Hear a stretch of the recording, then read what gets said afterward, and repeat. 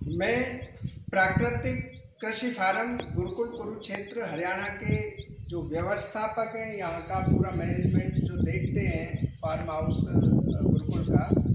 तो सर, जैसे आप 180 एकड़ में यह प्राकृतिक कृषि कर रहे हैं, तो इसके लिए जो ये प्लांट है इतना बड़ा, इसका क्या प्रक्रिया रहती है? इसमें किस किस मात्रा में कौन कौन से घटक तत्व मिलाए जाते हैं जिससे यह जीवामृत तैयार होता है? क्या मौसम के हिसाब से इसकी टाइमिंग के बारे में भी थोड़ा सा बताएं।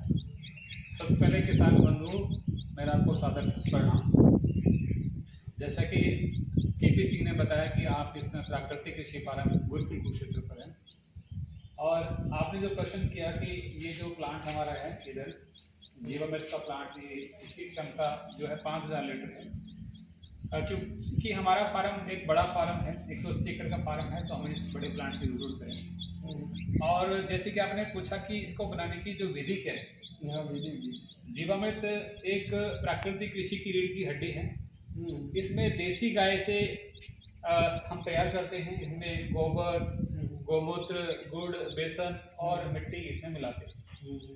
अब इसकी वैसे तो आम किसान को हम 200 लीटर का ड्रम का सुझाव भी देते हैं, क्योंकि हमारा बड़ा फार्म है तो हम बड़े मात्रा में इसको तैयार करते हैं।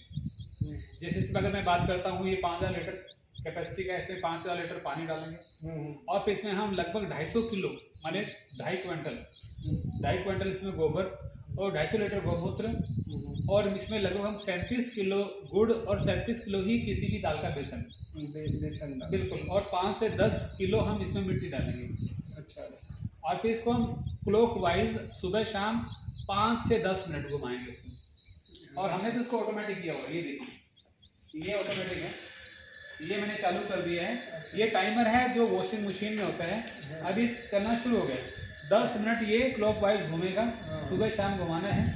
और ये जो है, जैसे सर्दियों के मौसम में तो ये थोड़ा सा तैयार होता है 6 दिन में, 6-7 दिन में, लेकिन गर्मियों में ये 3 से 4 दिन में तैयार हो जाता है। और इसको प्रयोग करने का जो टाइमिंग है वो भी टाइमिंग निश्चित है, फिक्स्ड है। गर्मियों में इसे आप 1 सप्ताह के अंदर अंदर इस्तेमाल कर सकते हैं, उसके बाद ये खराब होना शुरू हो जाएगा। अच्छा। और सर्दियों में इसे आप 14 से 15 दिन तक भी इस्तेमाल कर सकते हैं, खराब नहीं होगा।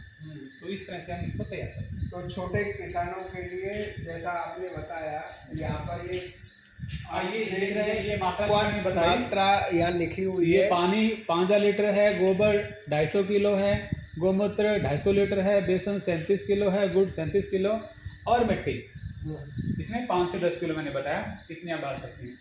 दूसरा आपका ये था कि छोटे किसानों के लिए, जैसे हमारा तो फार्म बहुत बड़ा फार्म है, और आप बात कर रहे हैं कि छोटे किसान। सबसे पहले किसान बंधुओं में आपको बताना चाहता हूँ कि प्राकृतिक कृषि सबसे अगर फायदेमंद है तो छोटे किसानों के लिए बहुत, क्योंकि इसमें खर्चा न के बराबर है और आमदनी कई गुना हो सकती है। जो छोटे किसान छोटे क्षेत्र में कम एरिया में इसे अच्छा उत्पादन प्राप्त कर सकते हैं, तो छोटे किसान को इतना बड़ा प्लांट बनाने की जरूरत नहीं है। उसके लिए ये ड्रम, ये बेसिक सा ड्रम है।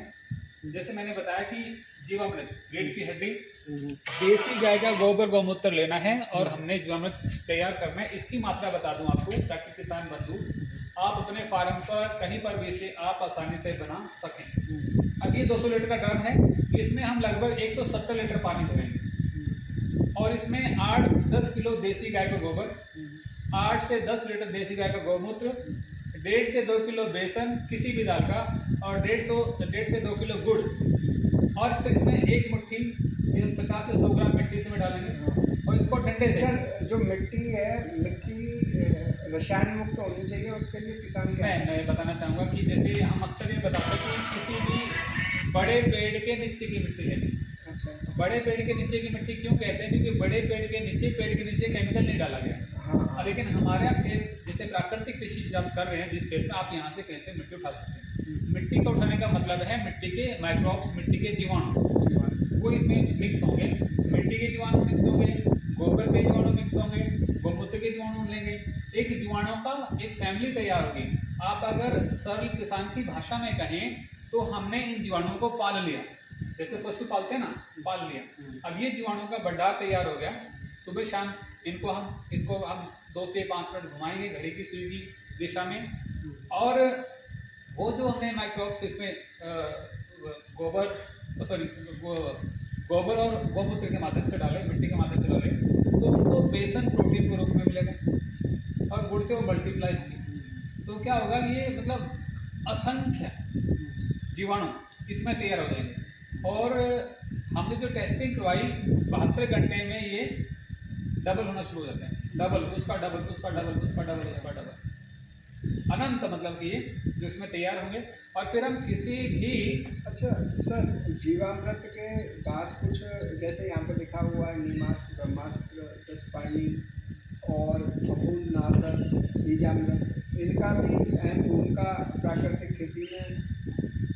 देखिए क्या है, अब प्राकृतिक कृषि जैसे मैंने कहा कि रीढ़ की हड्डी इसका जीवन है। उसके बाद आपका प्रश्न है कि बाकी अग्नियास्त्र, ब्रह्मास्त्र, नीमास्त्र, ये इस तरह की ये औषधि युक्त जो हम कुछ इनपुट्स तैयार करते हैं, कुछ कीटनाशक तो नहीं कहेंगे इसको, कोई रसायन नहीं है और कोई केमिकल नहीं है, पेस्टिसाइड नहीं है।